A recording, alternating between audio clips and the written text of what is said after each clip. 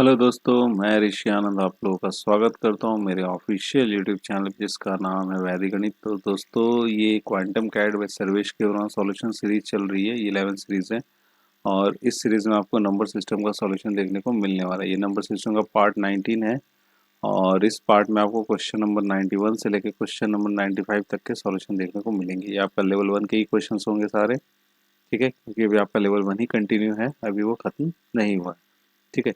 ये सारे जो सवाल होंगे आपको क्वांटम कैट बुक है जो कि सर्वेश के वर्मा द्वारा लिखी हुई बुक है। इसी बुक का आपको यहाँ पे सॉल्यूशन देखने को मिलने वाला है। ये बुक अगर आप चैट का प्रिपरेशन कर रहे हो या फिर आपका कैट का एग्जामिनेशन हो गया या फिर आपका आईएफटी हो गया, स्नैप हो गया या फिर सीमेट का एग्जामिनेशन हो गया, अगर इनमें से किसी भी एग्जामिनेशन का प्रिपरेशन कर रहे हो तो ये बुक उनके लिए काफ़ी ज़्यादा यूज़फुल है। साथ ही साथ ये वीडियो भी उनके लिए काफ़ी ज़्यादा यूज़फुल होगी, ठीक है। अगर आप एसएससी सीजीएल का प्रिपरेशन कर रहे हो या फिर सीएचएसएल का एग्जामिनेशन हो गया या फिर आपका सीपीओ का एग्जामिनेशन हो गया तो ये वीडियो उनके लिए काफ़ी ज़्यादा यूज़फुल होगी, ठीक है। और कोई भी ऐसा एग्जामिनेशन ले लीजिए जिसमें आपका नंबर सिस्टम सिलेबस में है ना, तो उनके लिए वीडियो काफ़ी ज़्यादा यूज़फुल है। साथ ही साथ ये बुक भी उनके लिए काफ़ी ज़्यादा यूज़फुल है, ठीक है। तो दोस्तों, अगर आपको इस वीडियो का अगर आपको पीडीएफ फॉर्मेट चाहिएगा तो उसका लिंक आपको नीचे डिस्क्रिप्शन बॉक्स में मिल जाएगा या फिर मेरा व्हाट्सएप ग्रुप में मैं लिंक दे देता हूँ या फिर आपको जो मेरा टेलीग्राम का ग्रुप है वहाँ पे भी आपको इसका पीडीएफ का लिंक मिल जाता है और वीडियोस के भी लिंक वहाँ पे मिल जाते हैं, ठीक है। और व्हाट्सएप का और जो टेलीग्राम का जो लिंक है वो आपको नीचे डिस्क्रिप्शन बॉक्स में मिल जाएगा, वहाँ से जाके मेरे साथ जुड़ सकते हो, ठीक है। तो दोस्तों, कुल मिला के यहाँ पे 5 क्वेश्चन होंगे और पाँचों क्वेश्चन जो है ना अपने आप में काफ़ी अच्छे सवाल हैं। ध्यान से समझने की ज़रूरत है क्योंकि ऐसे सवाल अक्सर एग्जामिनेशन में पूछे जाते हैं। तो चलिए लेट नहीं करते हैं, क्वेश्चन को देखते हैं और उनका सॉल्यूशन को करते हैं, ठीक है।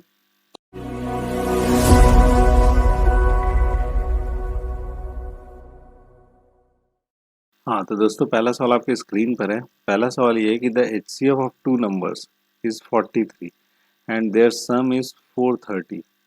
Total number of distinct pairs of such two such numbers is, ठीक है। देखिए, दो नंबर से जिनका एचसीएफ कितना आपको 43 है और जब उनका सम हम लेते हैं तो वो क्या हो जाता है आपका 430 हो जाता है, ठीक है। तो total number of distinct pair, जो पेयर हमारे बनेंगे जिससे आपका एचसीएफ लेने में 43 आया है, जिसका सम लेने में हमें 430 आया है, तो पेयर कौन कौन से होंगे वो यहाँ पे हमें बताना है, ठीक है। चलिए इस क्वेश्चन को सॉल्व करते हैं। देखो, सबसे पहले ये चीज देख लो कि जब भी दो नंबर का अगर आपको एचसीएफ बोलता है ना तो यहाँ पर एचसीएफ कितना बोल रहा है आपको 43। तो एक चीज यहाँ पे मान के चलो कि पहला नंबर जो होगा, फर्स्ट नंबर जो होगा वो हो जाएगा आपको 43x, ठीक है। और दूसरा जो नंबर होगा, सेकंड जो नंबर होगा वो हो जाएगा आपको 43y, ठीक है। First number is 43x and second number is 43y। अब इनका सम ले लो, कितना आता है 430 आता है। चलिए ले लेते हैं 43x प्लस 43y, इसका सम कितना आपको 430 के बराबर है, ठीक है। तो यहाँ से जब हम लोग 43 को कॉमन आउट करते हैं तो x प्लस वाई कितना हो जाएगा आपका 10 के बराबर हो जाएगा। कितना हो जाएगा आपका 10 के बराबर हो जाएगा। क्लियर है। अब देखिए, यहाँ पर हमें पेयर्स निकालने हैं, कितने सारे पेयर्स हमारे यहाँ पे बनेंगे। तो देखो x प्लस वाई कितना आपको 10 है, तो यहाँ पे कौन कौन सा पॉसिबल चीज हो सकता है। एक तो हो सकता है x1 हो, y हमारा 9 हो, फिर हो सकता है आपका x2 हो और ये मेरा 8 हो y, ठीक है। फिर हो सकता है x मेरा 3 हो और y मेरा कितना होना चाहिए, y मेरा हो जाना चाहिए 7, ठीक है। फिर उसके बाद x हो सकता है 4 हो और y हो जाएगा 6 और हो सकता है कि दोनों ही आपके इक्वल हो 5 के, ठीक है। अब देखो यहाँ पर क्या बोला गया, डिस्टिंक्ट पेयर्स देखने, टू नंबर्स के हमें डिस्टिंक्ट पेयर देखने। अब देखो पेयर हम लोग कैसे सेलेक्ट करते हैं, देखते कैसे हैं? इस चीज़ को ध्यान समझिएगा, ये सवाल बहुत इंपॉर्टेंट एग्जामिनेशन में आपको पूछा जाता है। देखिए, पेयर हम लोग वही सेलेक्ट करेंगे जो कि हमारे क्या होने चाहिए, कोप्राइम नंबर होने चाहिए। क्या होने चाहिए, कोप्राइम नंबर। कोप्राइम नंबर क्या होता है, कोप्राइम मतलब होता है आपको वन को छोड़ के कोई भी हमारा उसमें कॉमन टर्म नहीं होना चाहिए, ठीक है। अगर वन है तो हमारा क्या होगा, सिर्फ वन ही अगर उसमें है, ठीक है, सिर्फ वन ही अगर उन दोनों में अगर कॉमन है तो वो हमारा जो कोप्राइम, अगर वन को छोड़ के और भी कोई नंबर उसमें अगर कॉमन हो जाएंगे तो वो क्या हो जाएगा, मेरा कोप्राइम नहीं होगा, ठीक है। तो सबसे पहले देख लेते 1 और 9, तो इसमें वन ही आपका क्या कॉमन है, तो ये हमारा पेयर पॉसिबल है, एक पेयर ही हो गया। 2 और 8 को अगर देखोगे तो एक तो 1 हो जाएगा और दूसरा क्या हो जाएगा, 8 हो जाएगा, 2 हो जाएगा, ठीक है। तो ये हमारा कोप्राइम नहीं होगा, ठीक है। उसी से 3 और 7 देख लेते, 3 और 7 में मेरा क्या हो जाएगा, यहाँ से कोप्राइम हो जाएगा। क्लियर है। और 4 और 6 अगर देखते तो यहाँ पर हमारा 2 क्या हो जाएगा, फिर से कॉमन हो जाएगा, 1 को छोड़ कर एक और क्या हो गया हमारा यहाँ पे मल्टीप्लाइंग फैक्टर हो गया, HCF हो गया। ठीक है, तो ये भी हमारा पॉसिबल नहीं है। और इसमें 5 भी में भी दोनों 5 है तो हमारा क्या 1 हो जाएगा और 5 हो जाएगा, तो ये भी पॉसिबल नहीं है। तो कितने सारे पॉसिबल पेयर्स हो जाएंगे यहाँ पे, 1 और 9 हो जाएंगे और 3 और 7 हो जाएंगे। तो दो पॉसिबल पेयर्स यहाँ पर हमारे डिस्टिंक्ट पेयर्स हो सकते हैं। तो बी ऑप्शन क्या हो जाएगा यहाँ से करेक्ट हो जाएगा। मतलब हमें चेक क्या करना कि ये दोनों नंबर क्या होने चाहिए, मेरे को प्राइम नंबर्स होने चाहिए। ठीक है, ये दोनों नंबर्स क्या होंगे, हमारे को प्राइम्स होने चाहिए। ठीक है, क्लियर है, समझ गए इस सवाल को। बढ़ा जाए, अपना अगला सवाल देख लेते हैं। हाँ तो दोस्तों अगला सवाल आपकी स्क्रीन पर, अगला सवाल ये है कि 2⁻73 minus 2⁻72 minus 2⁻71 is same as. ठीक है, देखो यहाँ पर हमारे पास चार ऑप्शन है, ऊपर में जो बोला है ये किसके इक्वल होंगे। तो देखो सबसे पहले तो ये हमारा 2⁻73 है, माइनस में क्या हो जाएगा 2⁻72 हो जाएगा, और फिर माइनस में हो जाएगा 2⁻71 हो जाएगा। ठीक है, इनमें से कॉमन निकाल लो, तो 2⁻71 क्या हो जाएगा, कॉमन आउट हो जाएगा, ये 2 का स्क्वायर हो जाएगा, यहाँ पे 2 टू द पावर कितना हो जाएगा 1 हो जाएगा, और यहाँ पर हो जाएगा आपका -1। ठीक है, 2 टू द पावर 71 हो गया, ये हो जाएगा 4, ये हो जाएगा 2 -1, यहाँ आ जाएगा 2 टू द पावर 71 इंटू 1। ये हमारा फाइनल जो आंसर हो जाएगा 2 टू द पावर 71। कौन सा ऑप्शन सही हो जाना चाहिए, हमारा बी ऑप्शन क्या हो जाएगा, यहाँ से करेक्ट हो जाएगा। क्लियर है बात, यहाँ तक समझ गए इस सवाल को। बढ़ा जाए, अपना अगला सवाल देख लेते हैं। हाँ तो दोस्तों अगला सवाल आपके स्क्रीन पर है, n is equal to 55 cube plus 17 cube minus 72 cube, then n is divisible by। देखिए एक नंबर हमारे पास है, n का n दे रखा गया है, जो कि किसके बराबर है आपको 53 55 क्यूब के बराबर है, 17 क्यूब के बराबर है, -72 क्यूब के बराबर है। तो ये n जो है इन चार ऑप्शन में से किससे डिविजिबल हुआ, ये हमसे यहाँ पे पूछा जा रहा है। देखो n क्या दे रखा गया है, n दे रखा गया आपको 55 का क्यूब प्लस 17 का क्यूब माइनस क्या आ जाएगा आपका 72 का क्यूब। ठीक है, अब इसको चेक कैसे करोगे, अगर ध्यान से देखोगे ये, तो ये क्या आपको a cube plus b cube plus c cube है। अगर इस फॉर्मूले में अगर हम इसको पुट करते हैं, जैसे कि अगर बोला जाता है एक फॉर्मूला होता है, if a plus b plus c is equal to 0। अगर ए और बी और सी का अगर हम सम निकालें, अगर वो 0 के बराबर होता है, तो क्या होता है आपका a cube plus b cube plus c cube is equal to 3abc। वो कितने के बराबर होगा आपको 3abc के क्या होगा बराबर होगा। चलो यही चीज़ हम लोग यहाँ पे चेक करते हैं। तो इस नंबर को जब हम लोग चेक करने आए कि ये क्या 0 के बराबर है, तो यहाँ पर हम लोग जोड़ते हैं 55 प्लस 17 माइनस कितना हो जाएगा 72, यही है। तो ये कितना हो जाएगा आपका 72 माइनस 72, दैट इज ये कितना 0 के बराबर है। तो इसका मतलब क्या है, जब ये 0 के बराबर होता है तो ये क्या होना चाहिए हमारा, इसका आंसर क्या हो जाएगा 3abc। चलिए देख लेते, 3 ए कौन सा टर्म हो जाएगा आपका, ए हो जाएगा आपका 55।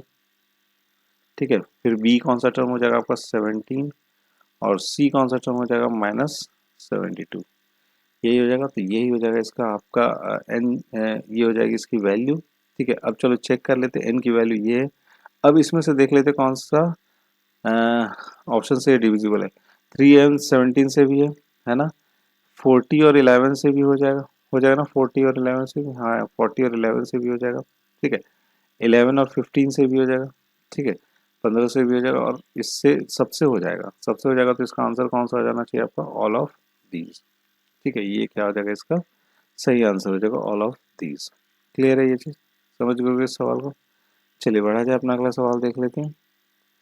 हाँ तो दोस्तों अगला सवाल आपकी स्क्रीन पर है। अगला सवाल ये कि A B C D E is a 5-digit number. When multiplied by 13 it gives a number which is purely formed by the digit 9. Then the value of a plus b plus c plus d plus e is। देखिए ए B C D ई एक क्या आपका 5 digit number है, जिसको अगर हम लोग 13 से मल्टीप्लाई करते हैं, मल्टीप्लाइड बाई 13, तो हमें क्या नंबर निकल के आता है, जो नंबर निकल के आता है वो क्या निकलता है आपका, सिर्फ 9 डिजिट होता है। क्या होता है आपका, सिर्फ 9 डिजिट का होता है। ठीक है, तो हमसे क्या पूछा जा रहा है कि इन सब का सम क्या होगा, a plus b plus c plus d e जो होगा इसका सम कितने के बराबर होगा, वो हमसे यहाँ पे पूछा जा रहा है। ठीक है, तो बोल क्या रहे हैं यहाँ पे, ए बी सी डी ई एक नंबर है, 5 डिजिट का नंबर है, उसको हम लोगों ने कितने से मल्टीप्लाई किया, 13 से मल्टीप्लाई किया। अब जो निकल के आया इसका रिजल्ट वो क्या हो जाएगा आपका, purely formed by the digit 9। तो एक चीज़ यहाँ पे समझना, ये कितना 5 डिजिट है, उसको 13 से जब मल्टीप्लाई करें तो ऑलवेज क्या आएगा आपका 6 डिजिट का ही नंबर आएगा, एक डिजिट बढ़ जाएगा तो वो क्या आएगा 1 2 3 4 5 और 6। ये नंबर हमारा क्या आ रहा है, यहाँ से निकल के आ रहा है। तो ए बी सी डी हमको निकालना पड़ेगा क्योंकि उसका सम निकालना सारे डिजिट्स का। तो ए बी सी डी ई कितने बराबर हो जाएगा आपका 999 डिवाइडेड बाई में कितना हो जाएगा आपका 30, कितने के बराबर होगा, चलो 90, इतना को हम लोग डिवाइड करते हैं। तो इसको जब हम लोग डिवाइड करेंगे तो डिवाइड करके आप देखिएगा, डिवाइड करने के बाद आता है 76923। ठीक है, क्या आता है आपका 76923, ये कितने के बराबर होगा आपका ए बी सी डी ई के बराबर होगा। अब चलिए सबका सब निकाल लेते हैं, a plus b plus c plus d plus e. ठीक है, चलिए सबका सब निकालते हैं, 7 प्लस 6 प्लस 9 प्लस 2 प्लस 3। ठीक है, अब चलिए सबको जोड़ देते हैं। तो सबको जोड़ने के बाद जो यहाँ पे जवाब आना चाहिए वो आ जाएगा आपका 27। सबको जोड़ने के बाद आ जाता है आपको 27। तो कितने बराबर हो जाएगा आपका इक्वल टू 27। तो बी ऑप्शन हो जाएगा यहाँ से करेक्ट। क्लियर है बात यहाँ तक, समझ गए इस सवाल को। चलिए बढ़ा जाए, अपना अगला सवाल देख लेते हैं। हाँ तो दोस्तों ये इस वीडियो का अंतिम सवाल है, चलिए इसको सॉल्व कर लेते हैं। यहाँ पर क्या बोला जा रहा है, the sum of 3 consecutive even numbers is always divisible by. तो हमें क्या निकालना है, 3 कंसेक्यूटिव इवन नंबर्स का सम निकालना है। इवन नंबर्स का हम क्या निकालेंगे, सम निकालेंगे, जो कि हमेशा डिविजिबल बाय होगा किससे। यहाँ पे आपको 4 ऑप्शन है, इसमें से हमें देखना है कौन सा ऑप्शन यहाँ पे सही होगा। तो हमारे पास जो 3 कंसेक्यूटिव इवन नंबर्स होंगे तो कौन से हो सकते हैं, जैसे अगर हो सकते हैं हमारे 2 हो सकते हैं, तो उसमें हमें कितना जोड़ना पड़ेगा, तो हमारा दूसरा कंसेक्यूटिव मतलब लगातार वाला, तो ये हो जाएगा 2 जोड़ेंगे तो हमारा 4 आ जाएगा और फिर उसका 6 आएगा। ये क्या हो गया आपका 3 कंसेक्यूटिव नंबर्स हो गए। लेकिन हमें यहाँ पे कंसेक्यूटिव इवन नंबर्स हो गए। ठीक है, तो हमें लेकिन यहाँ पे बोला नहीं जा रहा कौन सा नंबर है, तो हम यहाँ पे कंसिडर करें पहला नंबर हमारा n है, दूसरा कौन हो जाएगा आपका n+2 हो जाएगा, और तीसरा क्या हो जाएगा आपका n+4 हो जाएगा ना। अब सबको क्या कर लेना, हम लोगों को जोड़ लेना है। सबको जोड़ लेंगे तो ये हो जाएगा आपका 3n और यहाँ पर आ जाएगा आपका 6। तो हमारा क्या निकल के आ गया, यहाँ पे हमारा निकल के आ गया 3 इंटू n+2, यही आ गया यहाँ पे निकल के। अब चलिए एक एक करके हम लोग यहाँ पे पुट करके देख लेते हैं। अगर n की वैल्यू 2 होती, 2 ही हो सकता है ना, क्योंकि 1 तो हो नहीं सकता, 3 भी नहीं हो सकता, हमारा क्या हो सकता है 2 हो सकता है, क्योंकि इवन नंबर से कंसेक्यूटिव। सबसे मिनिमम वैल्यू शुरू करते हैं, तो अगर n का वैल्यू 2 होता, ये कितना हो जाता है आपका 2 टू 4, ये कितना आता है आपका 12 आ जाता। अगर n का वैल्यू 4 होगा, ये कितना हो जाएगा आपका 4 5 6 3 18 हो जाएगा। ठीक है, अगर n का वैल्यू 6 होगा, ये हो जाएगा आपका 24। ठीक है, ये सारा इसकी वैल्यू यहाँ पे हम लोग निकालना है। ठीक है, 24 हो जाएगा। अगर n का वैल्यू अगर हमारा 8 होता, ये हो जाएगा आपका 30 हो जाएगा। ठीक है, ऐसे ही हमारा क्या आएगा, सारा वैल्यू आता जाएगा। तो अगर आप ध्यान से देखोगे तो ये कौन कौन से नंबर से डिविजिबल हो जाएंगे आपके, ये आपके नंबर से क्या 24 से डिविजिबल है। तो कोई ज़रूरी नहीं है कि जब हमारा n जो है 6 के बराबर होगा तभी वो 24 से डिविजिबल होगा। ठीक है, 48 से, ये भी कोई ज़रूरी नहीं कि 48 से वो डिविजिबल ही हो। जैसे अगर n इज इक्वल टू, अगर हम लोग 10 ले लेते हैं, तो 10 ले लेंगे तो कितना हो जाएगा 12, यहाँ आ जाएगा आपका 36।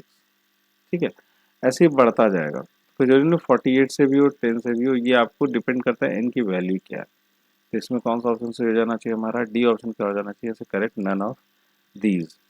ठीक है, इसका जवाब क्या हो जाएगा आपका नन ऑफ दीज। ठीक है, तो दोस्तों ये वीडियो यहीं पे समाप्त होती है। मैं आशा करता हूँ कि आपको इस वीडियो में जितने सवाल बताए ना सारे ही समझ में आ गए होंगे। ठीक है, तो दोस्तों अगर पसंद आया तो लाइक जरूर कीजिएगा और अपने दोस्तों के साथ भी शेयर जरूर कीजिएगा। ठीक है, तो एट लास्ट दोस्तों, thank you so much for watching our video and best of luck for your future.